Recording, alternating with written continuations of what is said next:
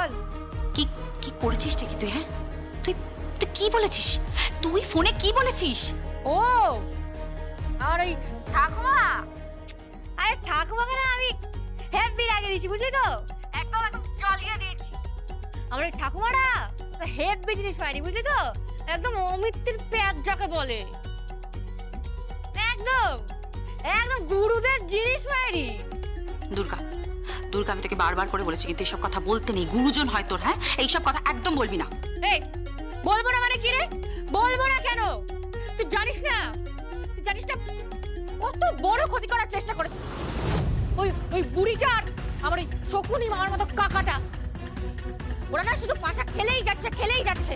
শোন, ওটাকে বলে দে আমি না পাশা নয়, এমন খেলা খেলবো না, আমি চুকি টিপ করিয়ে দেবো বলে রাখলাম। সাবধানে থাকতে বলিস, একদম বাড়াবাড়ি করতে বারণ করে দিবি ওই শকুনি খুঁড়ো, ওই উচ্চম মুখার্জিটাকে। ওই খুঁড়োর কলকে না আমি একদম বিগ কল করে ছাড়বো বলে রাখলাম। ওকে না বেশি পাশা খেলতে বারণ করে দিবি। যাই হোক, এই কৌশিকী, আমার একটা কথা শোন তুই। কি হয়েছে বল? বলছি একটা রিকোয়েস্ট করবো তোর কাছে। কি রিকোয়েস্ট? আমি না আমার মাটার জন্য একটা শাড়ি কিনেছি। কি? হ্যাঁ রে, বিয়েতে পরার জন্য। এই কৌশিকী, ওটা কিন্তু তুই আমার মাকে পরিয়ে দিবি। পরিয়ে দিবি তো? ওটা বিয়েতে না আমার মাকে পরিয়ে দিবি তো কৌশিকী? এই কিন্তু তুই টাকা কোথা থেকে পেলি রে? জমিয়েছি রে, তিল তিল করে জমিয়েছি, জানিস? কোন কাজ আমরা করিনি বলতো? আমাদের আমাদের অনাথ আশ্রমে না অনেক কাজ শেখানো হয়, হাতের কাজ শেখানো হয় রে। আমরা সব শিখি, তারপর সেগুলো প্রদর্শনীতে বিক্রি হয়। তার থেকে যা টাকা পাওয়া যায় বেশিরভাগটাই আমাদের আশ্রমের ফান্ডে চলে যায়।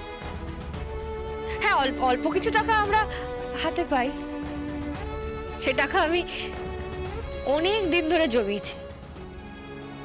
কোনোদিনও ভাবিনি কোথায় কাজে লাগতে পারে বা কোথায় কাজে লাগাবো। তারপর হঠাৎ করে আমার সামনে একটা মানুষ এসে দাঁড়ালো,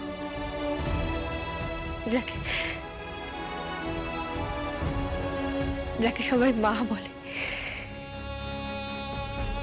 যার গর্ভে সন্তানের জন্ম হয়, যার কোল হয় সন্তানের প্রথম বসতবাড়ি, যে মা হয় সন্তানের প্রথম খাবার ঘর,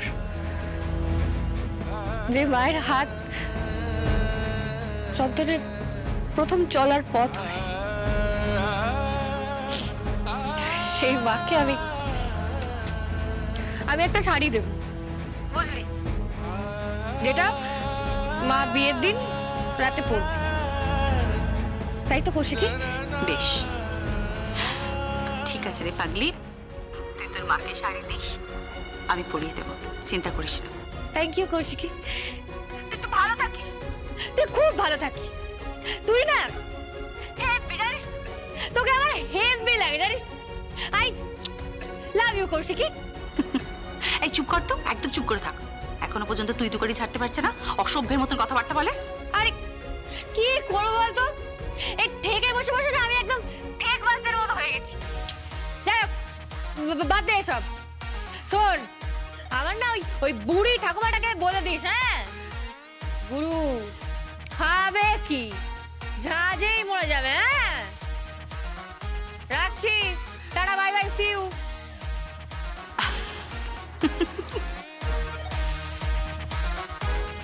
পাগলি।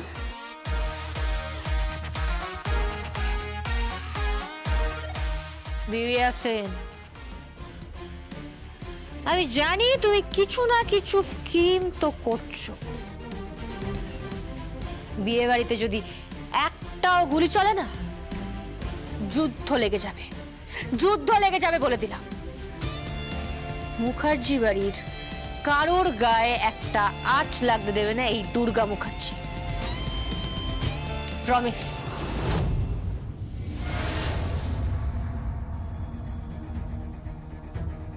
দাঁড়াও, তোমার সাথে আমার কথা আছে। আমার সাথে? হ্যাঁ হ্যাঁ, আমি আমি বলছিলাম যে ওই সেদিন দোলের দিন যে ঘটনাটা ঘটেছিল তার কোনো এক্সপ্ল্যানেশন পাওয়া গেছে? কেউ কোনো ব্যাখ্যা দিতে পেরেছে কি? কে এসেছিল, কারা এসেছিল? তুমি কাউকে জিজ্ঞাসাবাদ করেছো কি? এটা ডিপার্টমেন্টের ব্যাপার, এই নিয়ে আমি পরিবারে কোনো আলোচনা করতে চাই না। পরিবারে ঘটনাটা ঘটেছে, স্বয়ম্ভু পরিবারের লোকের সম্পূর্ণ জানার অধিকার আছে কি হয়েছিল, ঠিক কি হয়েছিল সেদিন। ঠিক কি হয়েছিল সেটা আমরা সবাই জানি। একটি মেয়ে জগদ্ধাত্রীর পায়ে আবির দিয়ে প্রণাম করেছিল, আর সেই মেয়েটি আমাকেও প্রণাম করেছিল। That's it. দ্যাটস ইট বলে উড়িয়ে দিলে চলবে না। কে মেয়েটি? তাকে খুঁজে পাওয়া গেছে? আপনি হঠাৎ এই কথা বলছেন কেন? কারণ দিব্যা সেন একটা অদ্ভুত দাবি করেছে। কি দাবি করেছে? দুর্গা বেঁচে আছে। দুর্গা বেঁচে আছে? হ্যাঁ, শুধু বেঁচে আছে তা নয়, দুর্গাকে নাকি হুবহু জগদ্ধাত্রীর মতো দেখতে। কি বলছেন কি আপনি?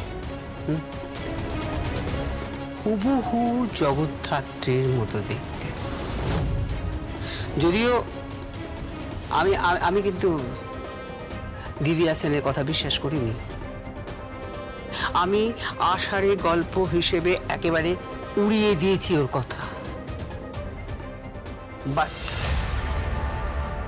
আমার মনের মধ্যে একটা খটকা তো আছে। ইয়েস, কেন দিব্যা সেন এই কথা বললো, এরকম একটা দাবি করলো? স্বয়ম্ভু, তুমি কিন্তু শুধু পিতা হিসেবে নয়, একজন ইনভেস্টিগেশন অফিসার হিসেবে তদন্ত করে দেখো, নইলে কিন্তু পরে আফসোস থেকে যাবে তোমার।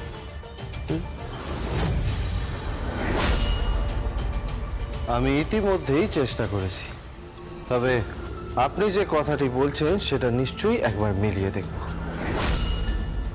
ভালো করে চেক করে দেখব। আতশ গাছের নিচে রেখে মেয়েটির ছবি এবং জগদ্ধাত্রীর ছবি পাশাপাশি রেখে দেখব সত্যি কোনো সিমিলারিটি আছে কিনা। একটা সিমিলারিটি তো আছেই, তুমি নিজেই বলেছিলে। কি? ওদের দুজনের হাইট এক।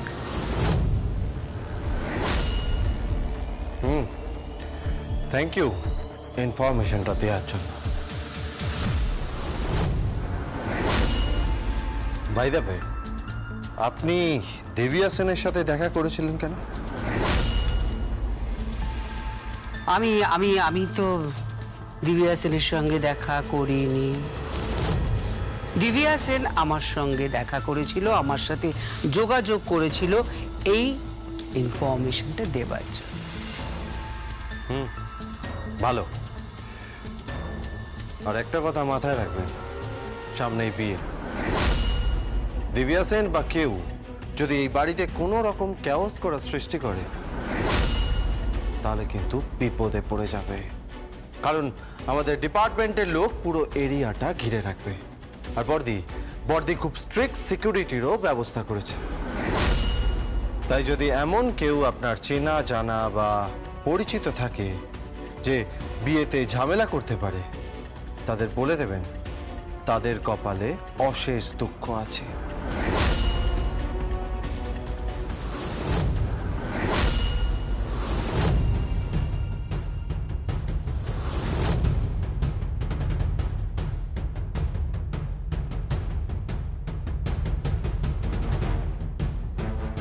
কি চাই?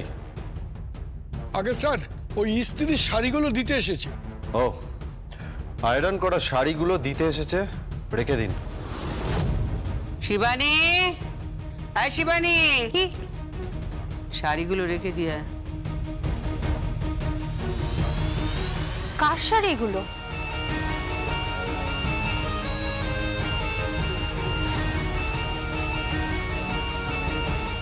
বেশিরভাগই তো বদ্দির শাড়ি। বদ্দির ঘরে রেখে দিয়ে।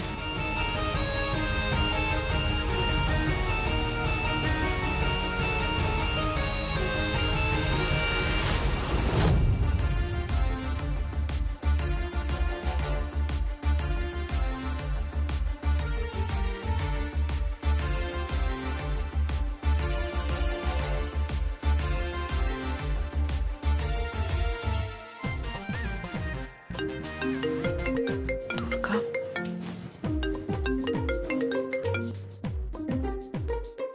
হ্যালো, শুনতে পাচ্ছিস? শাড়িটা নিয়ে এসছি। কোন শাড়ি? আরে তোকে যে শাড়িটার কথা বললাম, যে শাড়িটা আমার মা বিয়েতে পরবে সেটা। শাড়ি? সে কি তুই কোত্থেকে নিয়ে এসছিস? মানে তুই এখন কোথায়? আমি নিচে আছি। ওই স্ত্রীওয়ালা যে স্ত্রী করে তার বউ সেজে এসছি, বুঝলি? কি করছিস বলতো দুর্গা? তুই কি পাগল টাগল হয়ে গেছিস? মাথা খারাপ হয়ে গেছে? আরে ধরা পড়লে কি হবে তুই বুঝতে পারছিস? বাড়ির সবাই মিলে কি তোকে সন্দেহ করছে? আরে কৌশিক, তুই তো চাপ নিস না তো, কিচ্ছু হবে না। আমার সামনে গিয়েছিল বলতো? ওই যে ওই টাম্মাটা, ওটাকে গোল কামানো কোনো ব্যাপার? ওটাকে গোল কামানো কোনো ব্যাপার নাকি? চাপ নিস না। এই তুই আমার কথা শোন, দেখবি 4 নম্বর শাড়িটা আমার মায়ের জন্য একটা সুন্দর প্যাকেটের মধ্যে রাখা আছে। ওই শাড়িটা আমার মাকে পরাস কিন্তু। আমি যেন বিয়ে বাড়িতে এসে আমার মাকে ওই শাড়িটা পরা অবস্থায় দেখি। হ্যাঁ কৌশিকী? হ্যাঁ দুর্গা, তুই তুই বিয়ে বাড়িতে আসবি নাকি? ও মা, এ কি কথা? আরে আমার দিদির বিয়ে, আমার কৌশিকীর মেয়ের বিয়ে, তো আমি আসবো না সেটা হয়? আমি আসবো, আমি 100 বার আসবো। দুর্গা আমার কথাটা শোন, হ্যাঁ কথাটা ভালো করে শোন। তুই কিন্তু বুঝতে পারছিস না, তুই যদি এই বাড়িতে আসিস তুই কিন্তু ধরা পড়ে যাবি।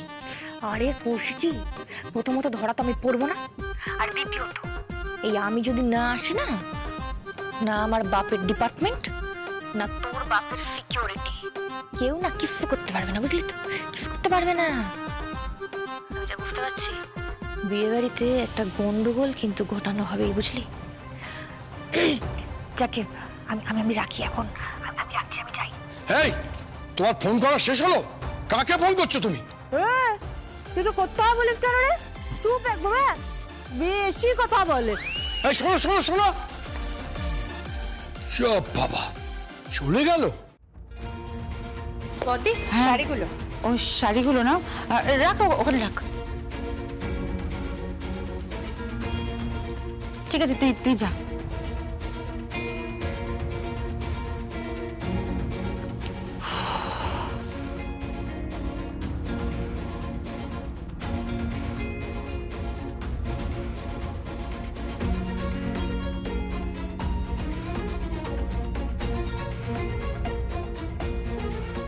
চার নম্বর।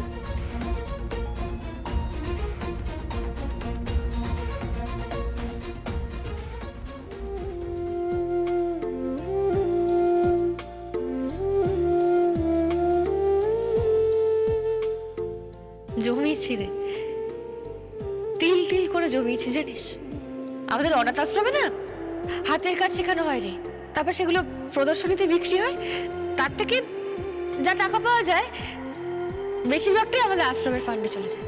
হ্যাঁ, অল্প অল্প কিছু টাকা আমরা হাতে পাই, সে টাকা আমি অনেক দিন ধরে জমিয়েছি। কোনোদিনও ভাবিনি কোথায় কাজে লাগতে পারে বা কোথায় কাজে লাগাবো।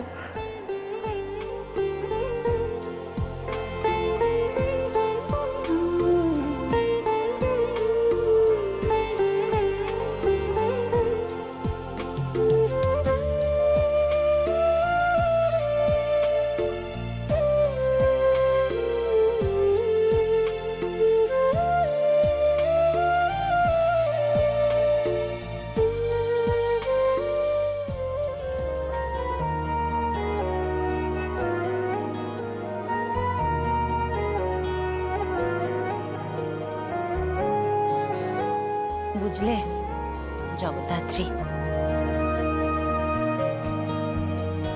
এই শাড়িটা তোমার মেয়ে কিনে নিয়ে এসেছে তোমার জন্য। এই শাড়িটা পরো কিন্তু, হ্যাঁ, কাকুনের বিয়ের দিন এই শাড়িটা আমি তোমাকে পরিয়ে দেব, আর তুমি এটাই পরবে, কেমন? অনেক কষ্ট করে টাকা জমিয়ে দুর্গা এই শাড়িটা কিনেছে, জানো?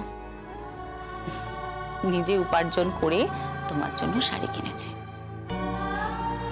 খুব একটা দামি হয়তো নয় শাড়িটা, কিন্তু মন্দ নয় বলো। মেয়েটা কিন্তু রুচি আছে। আর হবে নাই বা কেন? মুখার্জি বাড়ির রক্ত তো শরীরে বইছে, রুচি তো থাকতেই হবে। মাকে নিজের হাতে একটা শাড়ি দিয়ে গেছে, এই শাড়িটাই তুমি পরো কিন্তু জগদ্ধাত্রী। কাকনের বিয়ের দিন এই শাড়িটাই পরো।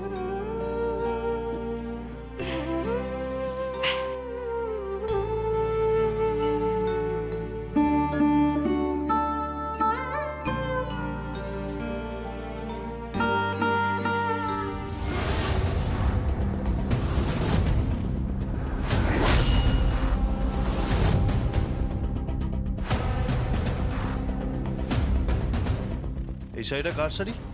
কাকনের বিয়ের দিন জগদ্ধাত্রীকে পরানো হবে, সেই জন্য কেনা হয়েছে। তাই নাকি? শাড়িটা তো মনে হলো যে ইস্ত্রিওয়ালা বাড়িতে এসে শাড়িগুলো দিয়ে গেল তার মধ্যে ছিল। তুই ঠিক কি বলতে চাইছিস? বলতে চাইছি এটাই যে এই শাড়িটা ইস্ত্রিওয়ালা দিয়ে গেল, আবার ওই ইস্ত্রিওয়ালাটা একটা মেয়ে।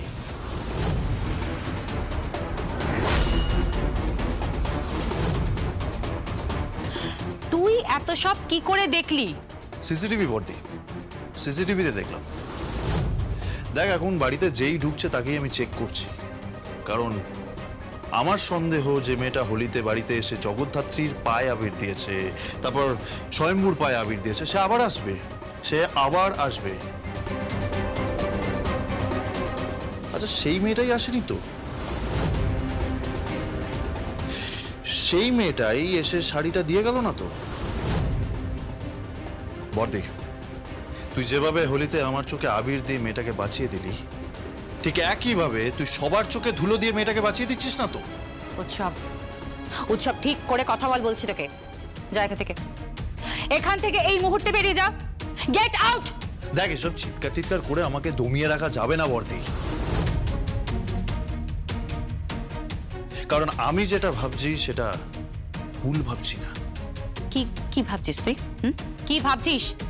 এটাই ভাবছি যে মেয়েটার সঙ্গে তোর যোগাযোগ আছে এবং মেয়েটাকে তুই চিনিস। আর আমি যদি খুব ভুল না করে থাকি বর্দি, এই মেয়েটা মেয়েটিকে বল। কিছু না, চলি।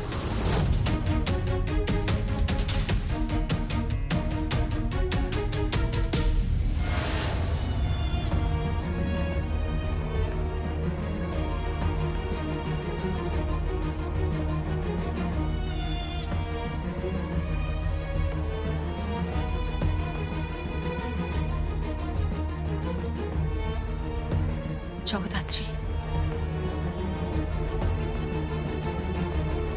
জগদ্ধাত্রী, খুব সাবধানে থাকতে হবে কিন্তু, জানো তো? খুব সাবধানে থাকতে হবে। খুব ক্রিটিক্যাল একটা সিচুয়েশন। আমি জানি না আমি কি করব। আর তোমার মেয়ে, এই যে তোমার মেয়ে না, একটা কথা শোনে না। দমকা হাওয়ার মতন আসে, দমকা হাওয়ার মতন বেরিয়ে যায়। কারোর কোনো কথা শোনে না, কিচ্ছু বোঝার চেষ্টা করে না। একদম তোমার মতন হয়েছে, জানো? খুব সাহসী, খুব দৃঢ় প্রতিজ্ঞ, জানো? অপরাধীদের বিনাশ তো করবেই আমার দুর্গা। আমার জগদ্ধাত্রী, আমার জগদ্ধাত্রী তো 4 হাতে বিনাশ করতে অপরাধীদের। দুর্গা নিজের 10 হাতে অপরাধীদের বিনাশ করবে। 10 হাতে।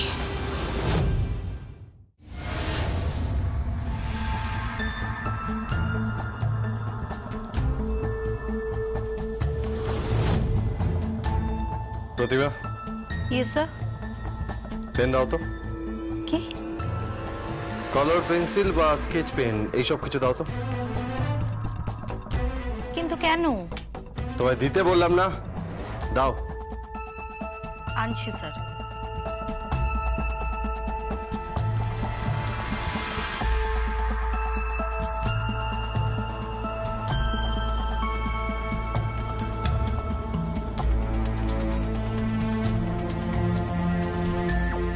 Sir, pen.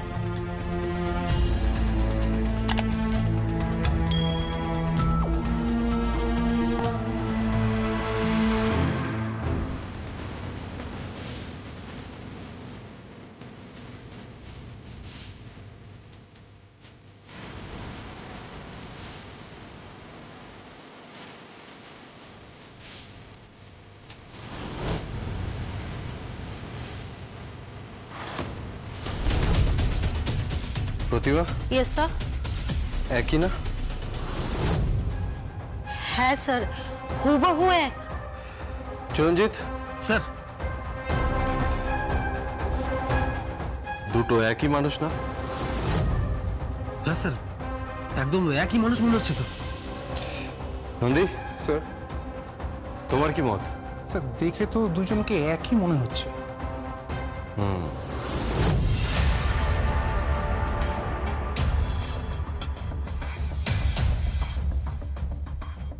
তার মানে বৈদেহী মুখার্জি যা বলেছে সেটা সত্যি।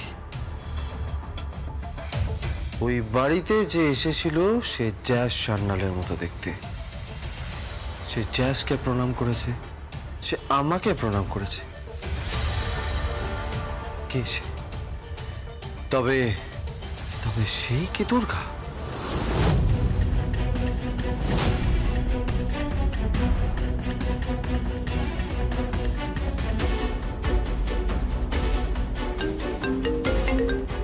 হ্যালো, আচ্ছা, আপনার কথা মতো দিব্যা সেন ঠিক কি বলেছে? দিব্যা সেন বলেছে জ্যাজ সান্যালের মতো দেখতে একটা মেয়ে আছে, তাকে একজন ওয়ার্ড বয় আইডেন্টিফাই করেছে। সেই ওয়ার্ড বয়টা কোথায়?